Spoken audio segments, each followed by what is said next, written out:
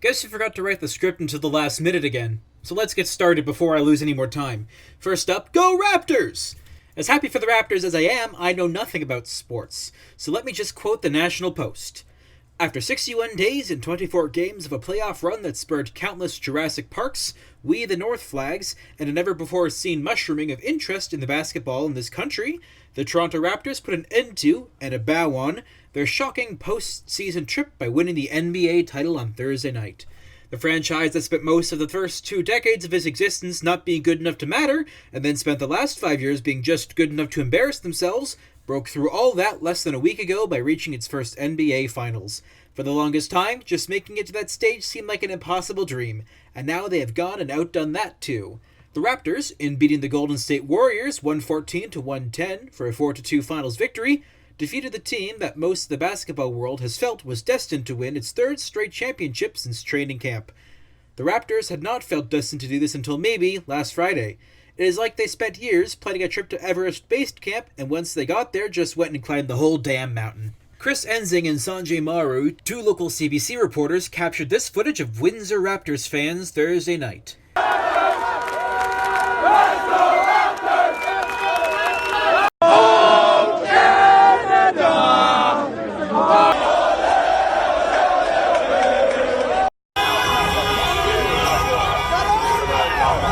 If I had any semblance of a social life, or if I cared about sports all that much personally, I probably would have been down there, but as I was playing Apex Legends until 4 a.m. once again, I was not there.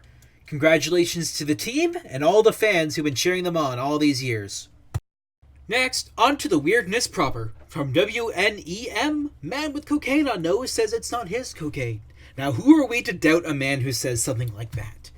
A man caught with cocaine in his nostrils tried to convince deputies that the drugs weren't his during a traffic stop in Florida, according to authorities. Oh man, it's a Florida man! Florida man! 2 deputies with the Hillsborough County Sheriff's Office pulled over a vehicle and immediately noticed the passenger had a white powdery substance on his nose. The passenger, identified as 20-year-old Fabricio Tuerez Jimenez, told deputies the cocaine did not belong to him, the Sheriff's Office wrote on Facebook Monday. A deputy swabbed his nose, and the powder reportedly tested positive for cocaine. After inspecting the vehicle, the deputies said that they found 250 grams of marijuana and 13 Xanax pills inside a backpack. Jimenez was also carrying a baggie of cocaine, the sheriff's office said, but obviously it wasn't his, it was for his buddy. The 20-year-old was arrested on drug charges. Deputies did not identify the driver of the car. This guy's my age. I don't have time to do cocaine. I'm too busy spending money on reasonable things, like loot boxes.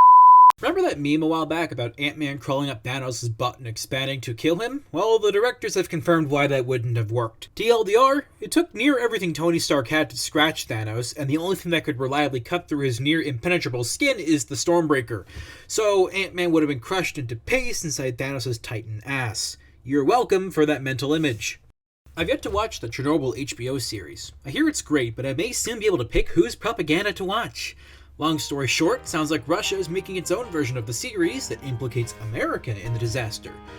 There is a theory that Americans infiltrated the Chernobyl nuclear power plant. Director Alexei Muradov told Russian paper Komsomolskaya Pravda. Komsomolskaya Pravda. I hope I got that right. If there's any Russians in the audience, please let me know. Many historians do not rule out the possibility that on the day of the explosion, an agent of the enemy's intelligence services was working at the station. Well, comrades, I look forward to hearing how this one goes. And now for something from Britain.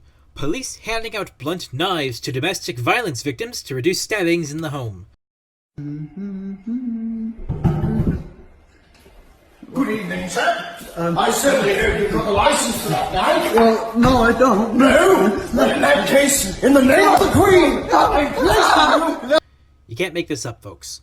I mean, you could try, but they'd likely arrest you for lying over there.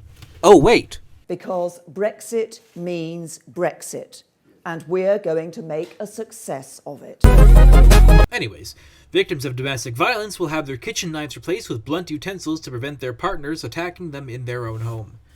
Nottinghamshire police are piloting the scheme where 100 no-point knives will be handed to victims who have either been threatened or attacked with a knife. Police are concerned about the high level of knife-related incidents that happen in the home and are hoping the new scheme has the potential to save lives. Domestic violence knife crime makes up more than 17% of incidents reported to the Nottinghamshire Police. In 2018 and 19, out of 900 reports of knife crime, 159 were domestic violence. Superintendent Matt McFarland, the new knife crime strategy manager for Nottinghamshire Police, who is overseeing the scheme, said, "We do see a fair amount of knife-related incidents in domestic abuse, not just on the streets. This is a measure we need to take. We want to reduce that risk. It is a trial. We have about 100 of them, and so far we've given out about 50. The knife is blunt at the end, but still functions as a knife, so you can't stab someone. People will stay in a relationship after some serious episodes of domestic abuse. They may stay together for children, get back together, or might get back together when they are out of prison." Now, I don't know about anybody else, but this is pretty stupid. Has anyone considered the fact that it might be possible for abusers to just, buy more knives, use something else that's sharp in the house, needles, forks? There's a poll attached to the article. I admit I voted no, but have a look. There's some serious nonsense going on in the UK with knives, and I do not know how they're going to get themselves out of this one. Let's bring it back home to Canada for a moment. Toronto is resorting to giant cement blocks to keep illegal pot shops from reopening.